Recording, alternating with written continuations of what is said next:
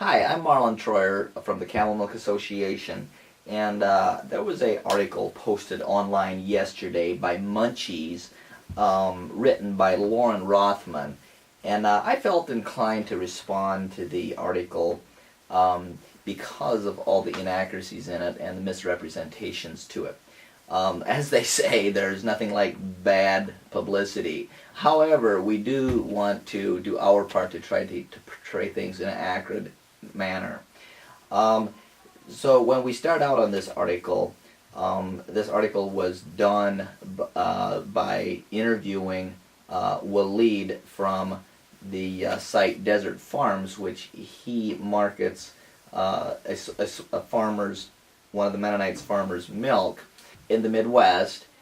And so he was answering some questions concerning the camel's milk and some of the practices. But what we're going to do is we're just going to go up and get a screenshot and just go through it on the screen itself so you can read along with us. So here we have Waleed dressed up in Amish garb to represent the Amish community. And he's got a picture there of a camel, possibly from Oasis Camel Dairy in California.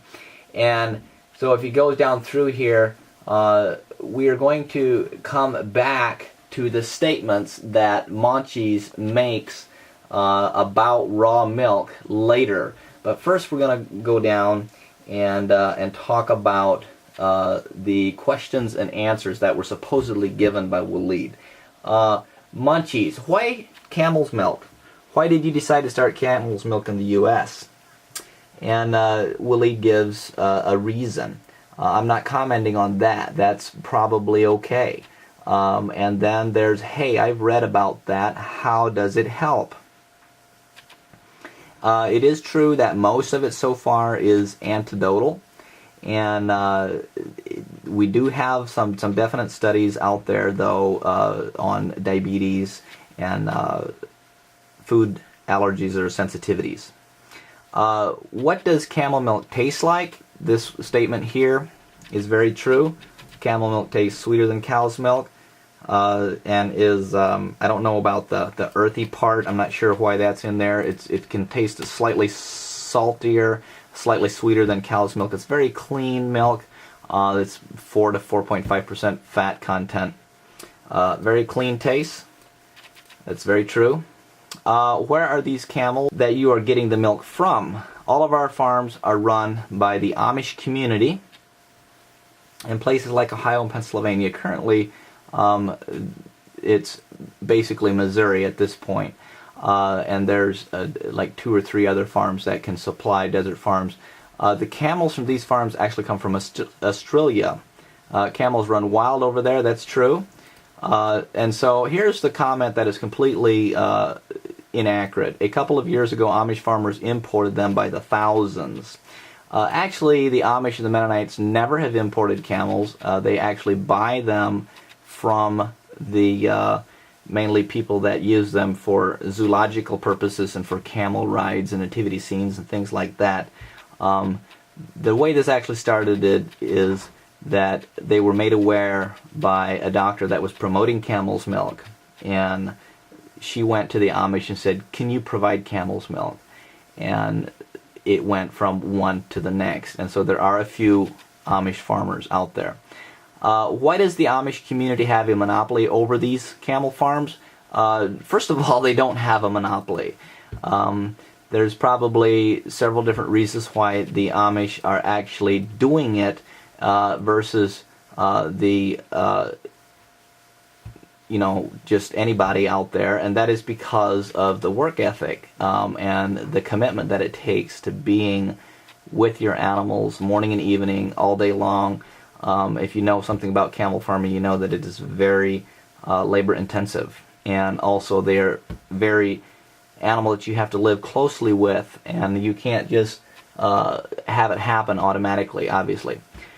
So the Amish knew about camel's milk a while before anyone else. That's not true. The Amish were told about camel's milk.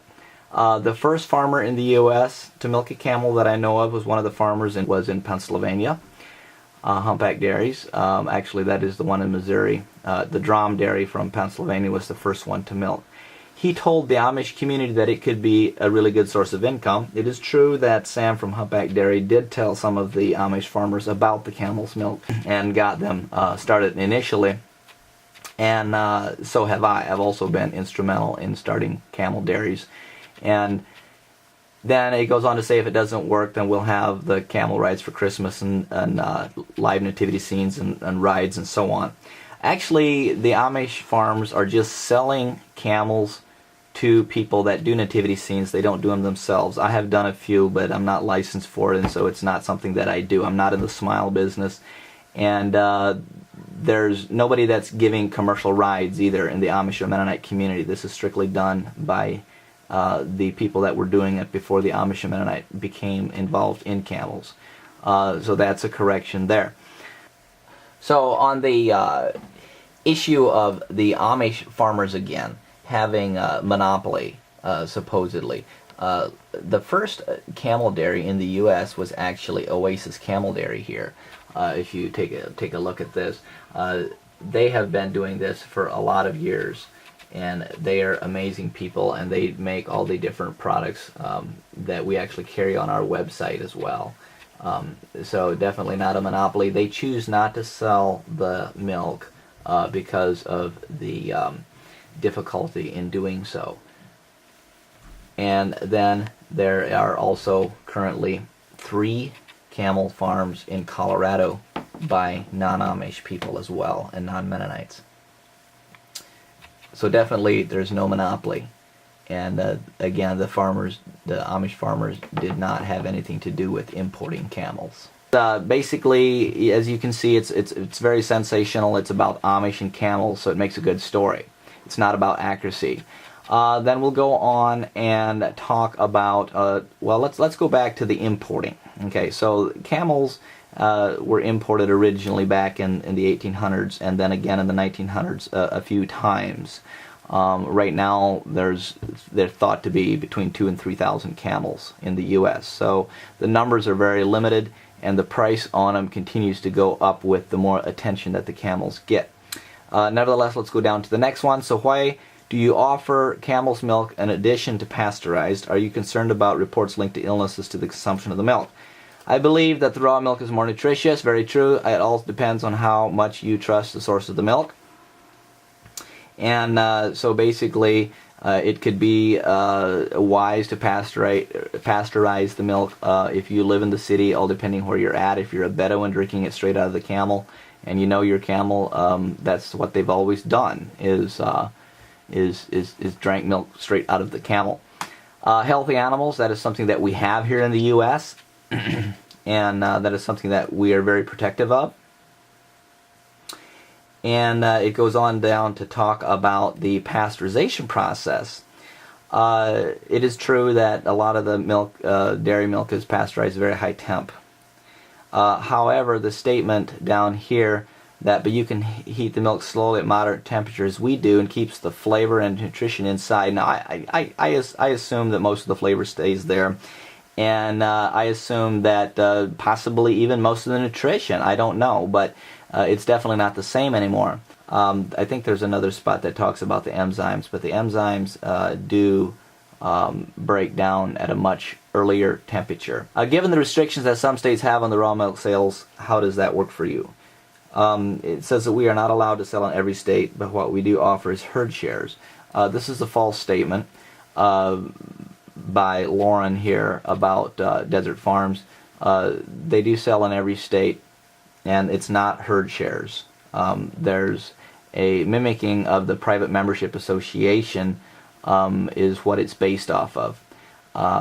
We as Camel Milk Association are a true first and 14th membership, private membership association registered with the U.S. government and the IRS, which makes it legitimate. You basically buy into being a member of the farm, which is true, but you're not part owner of the camel.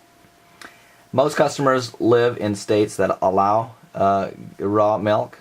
Again, that's questionable.